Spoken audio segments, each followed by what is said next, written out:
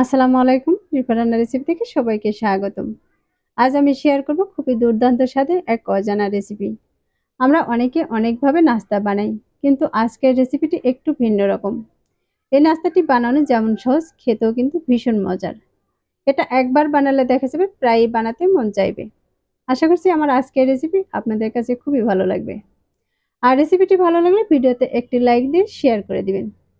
আর যদি রেসিপিটি ফেসবুক থেকে দেখে থাকেন তাহলে পেজটি ফলো দিয়ে রাখবেন।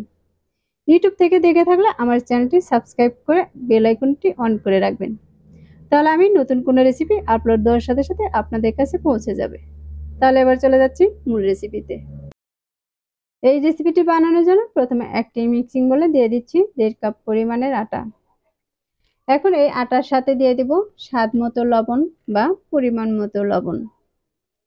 এখন এর মধ্যে দিয়ে দিচ্ছি পানি। আমি প্রথমে একটু পানি দিয়ে এটাকে ভালোভাবে মাখিয়ে নিব। তারপর যদি আরো পানি লাগে তাহলে কিন্তু আরো কিছু পানি এর মধ্যে দিয়ে দিব। এখানে আমি একবারে পানি দিয়ে ডোটাকে বানাবো না, একটু করে পানি দিয়ে আমি এই ডোটাকে বানিয়ে নিব। একবারে পানি দিলে দেখা যাবে পানিটা কিন্তু বেশিও হতে পারে। সেক্ষেত্রে একটু একটু করে পানি দিয়ে একটি পারফেক্ট ডো বানিয়ে নিতে হবে। দেখতে পাচ্ছেন এই আটাটা কিন্তু একটু শক্ত রয়েছে। আমি এর মাঝে আরো কিছু পানি দিয়ে দিচ্ছি। আর এখন এগুলোকে খুব ভালোভাবে মাখিয়ে নিতে হবে। চতুর্পাশ থেকে এভাবে হাত দিয়ে ঘুরিয়ে ঘুরিয়ে কিন্তু এই আটাটাকে মাখিয়ে নিতে হবে। আর মাখানোর পর দেখতে পাচ্ছেন এটা কিন্তু খুবই সুন্দর একটি ডো তৈরি হয়েছে। এখন এই ডোয়ের মাঝে আমি দিয়ে দিব কিছু তেল। এখানে আমি প্রায় 2 টেবিল চামচের মতো তেল দিয়ে দিচ্ছি। এই তেলটা দিয়ে কিন্তু এই ডোটাকে আরো কিছুক্ষণ মথে নিতে হবে। আর এই ডোটাকে মথে নেওয়ার পরে দেখবেন খুবই কিন্তু সফট হয়ে যাবে। এটাকে হাত দিয়ে এরকম করে চেপে চেপে ভালোভাবে মাখিয়ে নিতে হবে। আর এ পর্যায়ে কিন্তু দেখতে পাচ্ছেন এই ডোটা কিন্তু একদম মাখানো হয়ে গেছে আর কতটা নরম হয়েছে। এখন এখান থেকে আমি ছোট ছোট করে লেচি কেটে নিব। আজকে আমি যে কয়েক পিস নাস্তা তৈরি করব সে কয়েক পিস করে কেটে নিব।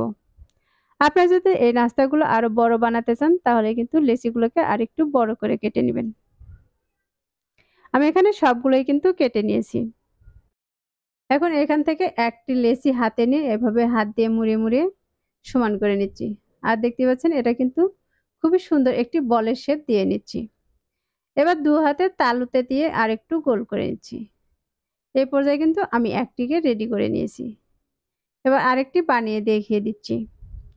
এটাকেও কিন্তু একইভাবে আমি হাত দিয়ে মুড়িয়ে মুড়িয়ে এভাবে সমান করে নিচ্ছি। আর দেখতে পাচ্ছেন খুব সুন্দর করে কিন্তু একটি বলের শেপ দিয়ে নিচ্ছি।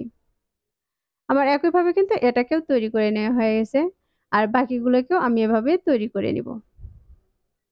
এখন আমার সবগুলো তৈরি করা হয়ে গেছে। এর মাঝে আমি দিয়ে দিচ্ছি আরো 2 টেবিল চামচ সাদা তেল।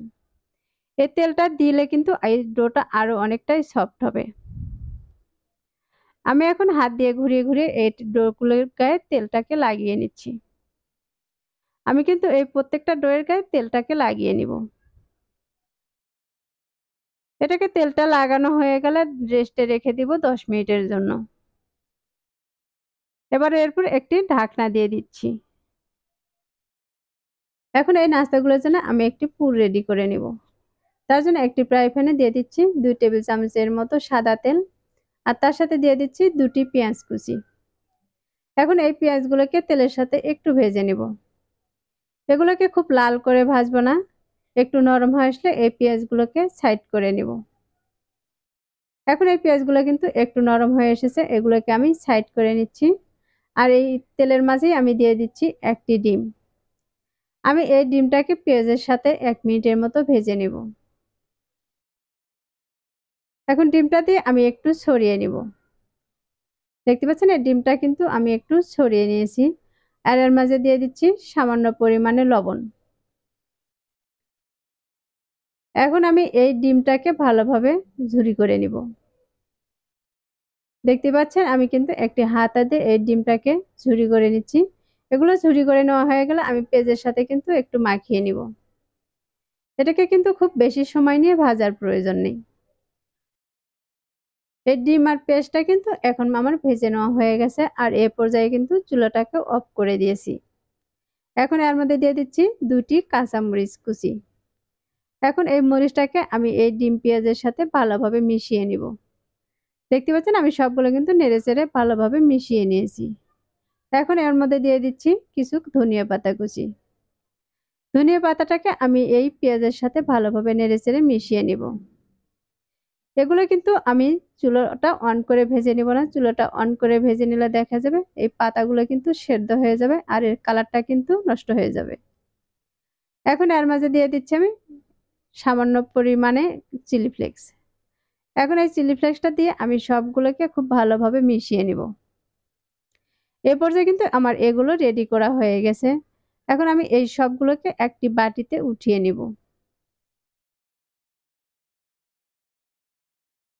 আমি সবগুলো কিন্তু একটি বাটিতে উঠিয়ে নিয়েছি। আর এই 10 মিনিট পরে আমি এই ঢাকনাটাকে উঠিয়ে নিচ্ছি। আমি যে লেচিগুলোতে তেল দিয়ে রেখেছিলাম সেই লেচিগুলো দেখেন এখন কতটা সফট হয়ে গেছে। এখন এটাকে আমি একটি প্লেটে নিয়ে নিচ্ছি। আপনারা চাইলে কিন্তু একটি বোর্ডও নিতে পারেন। আমি একটি প্লেটে নিয়ে হাত দিয়ে এভাবে চেপে চেপে কিন্তু বড় করে নিব। এটাকে কিন্তু রুটি বেলনা দিয়ে বেলে নেওয়ার প্রয়োজন নেই। এভাবে হাত দিয়ে চেপে চেপে কিন্তু বড় করে নিতে হবে। আর দেখতে পাচ্ছেন এটা কিন্তু অনেকটাই পাতলা একটা রুটি তৈরি হয়েছে। এখন আমি যে পুরটা রেডি করে রেখেছিলাম সেই পুরটা আমি এখানে দিয়ে দিচ্ছি। এখানে কিন্তু খুব বেশি পরিমাণে পুরটা দেওয়া যাবে না, যেহেতু আমি এই রুটিটা কিন্তু অনেকটাই ছোট বানিয়ে নিয়েছি। এখানে 2 চা চামচের মতো দিয়ে দিচ্ছি। আর এইগুলোকে আমি হাত দিয়ে একটু সমান করে নিব। এখন আমি এই 2 সাইড থেকে একটু উঠিয়ে দিচ্ছি। 2 সাইড থেকে যদি উঠিয়ে না নেওয়া হয় তাহলে কিন্তু এগুলো তেলে ভাজার সময় তেলের মাঝে চলে যেতে পারে। এখন এভাবে আমি উল্টে পাল্টে কিন্তু ঘুরিয়ে সমান করে নিচ্ছি। দেখতে পাচ্ছেন আমি কিন্তু এটাকে কোট করে নিয়েছি আর এইভাবে হাত দিয়ে চেপে 2 মাথাটাকে একটু আটকিয়ে নিচ্ছি। আর এই একইভাবে কিন্তু আমি সবগুলোকে তৈরি করে নিব। তাহলে দর্শক দেখতে পাচ্ছেন আমি কিন্তু একইভাবে সবগুলো তৈরি করে নিয়েছি। আর চুলাতে একটি ফ্রাই প্যান বসিয়ে পর্যাপ্ত পরিমাণে তেল দিয়ে তেলটাকে কিন্তু হালকা গরম করে নিয়েছি। এটাকে কিন্তু খুব গরম তেলে ছেড়ে দেওয়া যাবে না। গরম তেলে ছেড়ে দিলে দেখা যাবে এগুলো কিন্তু আগেই কালার চলে আসবে। তেলটা যখন হালকা গরম হয়ে আসবে তখন সবগুলোকে আমি দিয়ে দিব। এবার এক পাশে একটু কালার চলে আসলে এগুলোকে আমি উল্টিয়ে নিব। প্রথম অবস্থায় এগুলো কিন্তু খুব তাড়াহুড়ো করে উল্টিয়ে নেওয়া যাবে না, যেহেতু এই নাস্তাগুলো কিন্তু অনেকটাই পাতলা করে রুটি বেলে নেওয়া হয়েছে, যে কারণে এই নাস্তাগুলো কিন্তু খুব আস্তে ধীরে উল্টিয়ে নিতে হবে। এগুলোকে আমি 2 থেকে 3 মিনিটের মতো ভেজে নিব। আর দেখতেই পাচ্ছেন এ পর্যায়ে কিন্তু এগুলোর কালারটা একটু চেঞ্জ হয়ে এসেছে। আমি এগুলোকে আরেকটু ভেজে নেব। আরো 1-2 মিনিটের মতো ভেজে নিলে দেখা যাবে এর কালারটা কিন্তু আরো অনেকটাই সুন্দর হয়ে আসবে।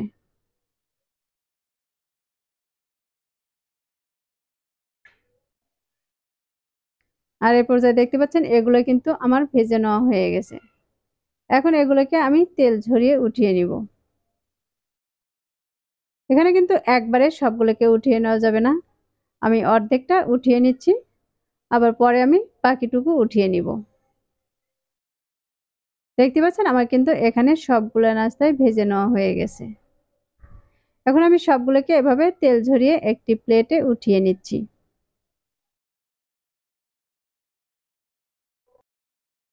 তাহলে দর্শক দেখতেই পাচ্ছেন এই নাস্তাগুলো বানানো কতটা সহজ আর এগুলো খেতেও কিন্তু খুবই মজার। আমি এই নাস্তাগুলো খেয়ে তারপরে কিন্তু আপনাদের সাথে শেয়ার করেছি। এই নাস্তাগুলো খেতে খুবই টেস্টি আর খুবই ভালো লাগবে, যে কেউ কিন্তু খুবই পছন্দ করবে। আশা করছি আমার আজকের রেসিপি আপনাদের কাছে খুবই ভালো লেগেছে আর সহজও লেগেছে। আর এখান থেকে এক পিস নাস্তাকে আমি ভেঙে দেখে দিচ্ছি এটা কতটা মুড়মুড়ে হয়েছে। আমার আজকের রেসিপিটি ভালো লাগলে ভিডিওতে একটি লাইক দিয়ে শেয়ার করার অনুরোধ রইল। রেসিপিটি অবশ্যই বাসায় একবার ট্রাই করবেন আর আমাকে কমেন্টে লিখে জানাবেন আমার আজকের রেসিপি আপনাদের কাছে কেমন লেগেছে। যারা আমার চ্যানেলটি এখনো সাবস্ক্রাইব করেননি তাদেরকে চ্যানেলটি সাবস্ক্রাইব করার অনুরোধ রইল। আর যারা চ্যানেলটি সাবস্ক্রাইব করেছেন তাদেরকে অসংখ্য ধন্যবাদ। সবাই ভালো থাকবেন, সুস্থ থাকবেন। আল্লাহ হাফেজ।